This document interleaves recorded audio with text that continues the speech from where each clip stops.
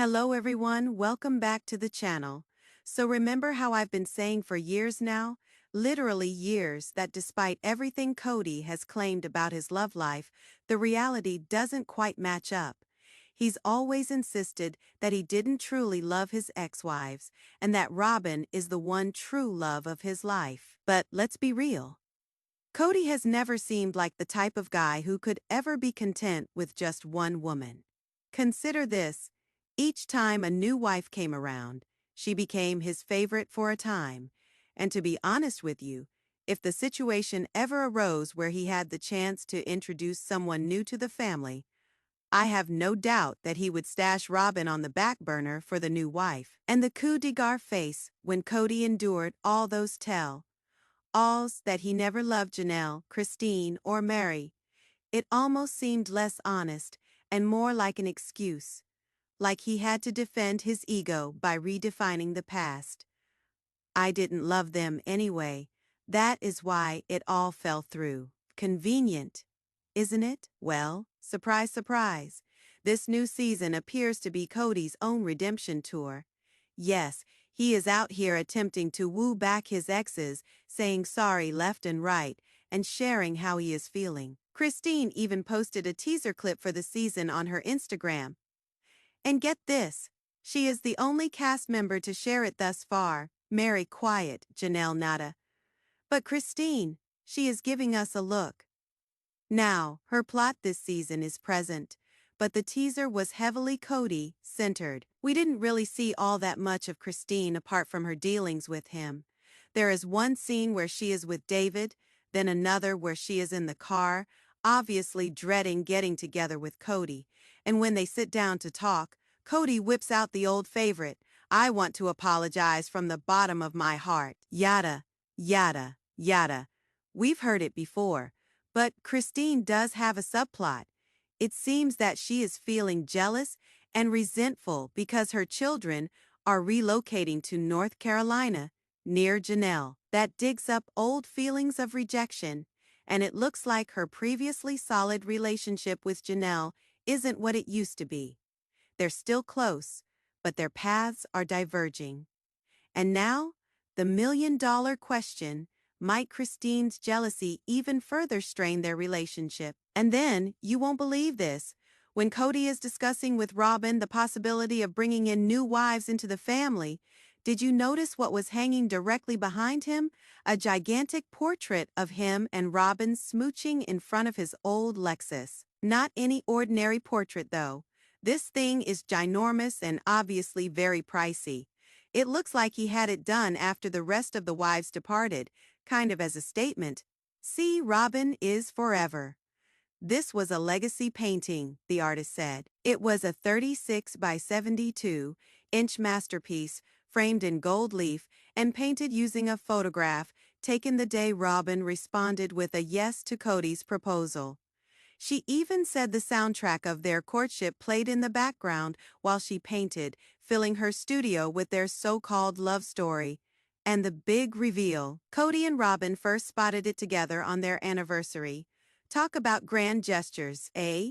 So here is exactly how the unveiling of that huge painting actually went. Kody invited Robyn into the studio on the basis of just choosing an anniversary piece. After a brief mini-art show, the artist took them to one final surprise, and then left them be to absorb it all. She even reported sensing the presence of ancestors and holy energy when making it, like this painting was meant to be sacred and special. To her, being entrusted with such a massive piece was a dream realized, and yes, it is enormous. But here is the aspect that makes it nearly insulting: when that proposal photograph was snapped, the very same one forever preserved in gold leaf, Kody had 3 wives waiting for him back home. Robyn was not his only love. One wife was even pregnant at the time. As a matter of fact, but this painting makes history look like it didn't matter, like this was some kind of clean, untainted love affair. Really, if you consider the backstory, it is a slap in the face to the rest of that family. And let's discuss cost. This artist does not come cheap. Her prices go from fey to fey per square inch.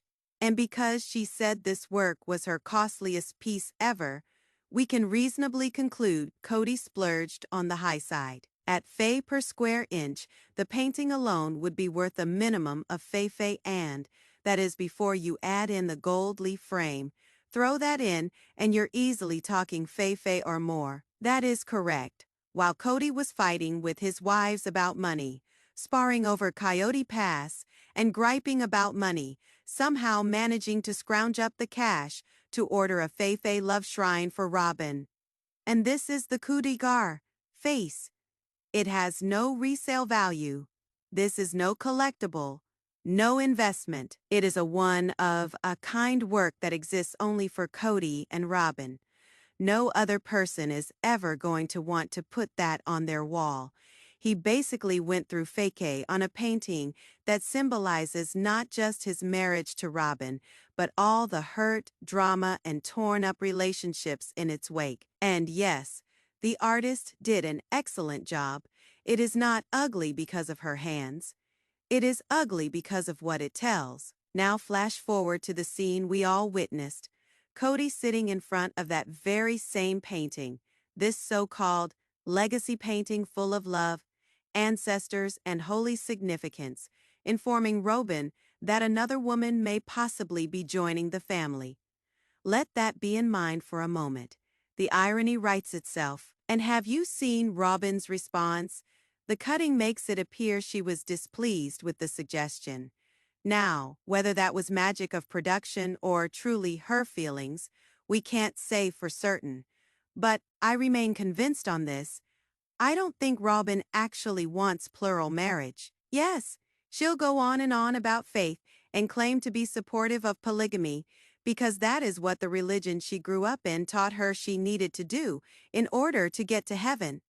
But actually living it, sharing her husband in earnest, that is an entirely different matter, and in all seriousness, I don't blame her. Any woman in her shoes, seeing her husband's money being squandered on dolls, extravagance, and a Faye self-portrait painting, would likely feel the same way. Why on the planet would she want to introduce another wife into this mess? I wouldn't fault her one bit if she'd secretly wish for Kody never to introduce another woman into the mix. But here is the catch. We all know Kody, and if history is any indicator, you can bet this plot isn't ending here. Now, here's where it gets interesting. If Robyn turns around and says no to Kody introducing another wife, all of what she has ever said about polygamy, her commitment to it, her faith in it, her assertion that it was a call from God, comes tumbling down. She married Kody on the very assumption that he already had several wives, that this was the holy framework of their household. If she opts out now, she is a hypocrite, recall last season. Robyn was the one asking, "Are we going to try? Are we going to get more wives?" As Kody shrugged. I don't know. But now, this season, he is online flirting with women, contemplating new additions to the family, and instead of cheering him on, Robyn appears frustrated, irritated, and really kind of bitter about it all. And that is where the wake-up call comes. If Kody actually went and got another wife, Robyn would no longer be the hub of his world. For the first time, she'd have a glimpse of what Mary, Janelle, and Christine endured for decades.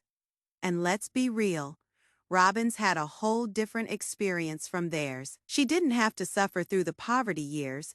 She did not have to endure the constant possibility of arrest when the family had to keep moving.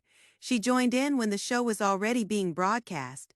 She moved directly into the public eye, economic security, and ultimately the status of a legal wife. For over a decade, Robyn has enjoyed privileges the other wives never had. No legal shame, no scrambling for rent, no endless instability, but all of that could come crashing down if Kody were to divide his attention once again. And that raises a bigger question. Why would he even want to add another wife now? Kody himself has indicated he no longer believes in the religion. He has confessed He doesn't believe in Joseph Smith, Brigham Young, or the Mormon ideology that condoned polygamy to begin with. So if he doesn't believe in the doctrine of eternal exaltation, the whole basis upon which the wives endured this practice, then what remains? Why introduce more females if not for religion? Is it merely his ego, his desire? Because, let's remember last season, Kody swore on his life that he was over polygamy. Done. Finished. Never going back to it. But here he is, already walking back, already wading in the waters of courting someone new. To me, that screams one thing: he wasn't telling the truth. Perhaps he is finished with the church and aspects of the faith, but like so many fundamentalist men beyond organized religion, he can still make up his own rules. As long as he is the one calling the shots, he can warp faith into whatever suits his lifestyle. And that is not safe, because without the church, without elders or leaders to draw boundaries, there is no accountability. Kody gets to define what polygamy is when it is practiced and who it is practiced by. So the question is, how do you construct a polygamous family when you are not even rooted in a church anymore? And what about Robyn? Perhaps in the depths of her soul, she'd like to still be bound to that church hierarchy. Perhaps she'd want the security of those rules, but currently she doesn't. And without that, her role as the chosen one in Kody's universe might not be so safe as she believes. And here is the bottom line. If Kody isn't wearing the clothes, if he isn't living the religion, and if he no longer believes in the sanctity which allegedly made polygamy acceptable, then what is the true motive behind importing additional wives? Let's name it what it is. It is not about religion. It is not about eternity. It is about Kody wanting the freedom to pursue several women to inflate his ego and not to be loyal to one partner only. Because, let's face it, Kody gets bored. He has done so time and time again, and now the ball is in Robyn's court. Is this really the lifestyle she desires? Because the minute a new woman enters the scene, Robyn knows what will happen next. Her spotlight will begin to fade. Just as Mary, Janelle, and Christine did before her, she'll soon see that she is no longer worth it to him. That might be her wake-up call at last. And yet, while he's making these propositions, he's literally standing in front of that massive portrait, the one that could have cost $25,000 or more, a shrine to his eternal love with Robyn. The irony is almost too much. Now, here's the twist. People I've spoken with from the OBD, the group Kody used to be connected to, say they absolutely believe he'd take another wife in a heartbeat if the chance came up. They don't believe he is done. They don't believe his ego would ever permit him to be done. And if Robyn really holds to the principles she has always espoused, then technically she is supposed to receive it with no resistance. But the thing is, Robyn's been the one in charge this whole time. Would she really comply?